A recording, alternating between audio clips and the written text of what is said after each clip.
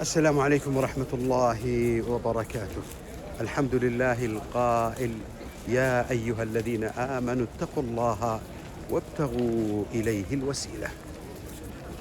اللهم إن هذه العمرة أسألك يا رب العالمين وأتوسل بها إليك أن تصلح بها حال بلادنا، وترحم به أمواتنا، وتشفي به جرحانا، وتوحد به صفوفنا، وتصفي بها قلوبنا، وأن تجمع اليمنيين على خير وعلى طاعتك، وأن تنصر من نصرهم، وأن تمزق من أراد تمزيقهم يا رب العالمين.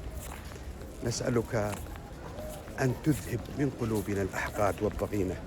اللهم إنا نسألك بهذا العمل الصالح الذي لا نريد به مقايضة، إنما نريد به قربة إليك، أن ترزقنا ما نحب فيما تحب، وأن تشرف في دعائه كل من طلب منا الدعاء. والسلام عليكم ورحمة الله وبركاته.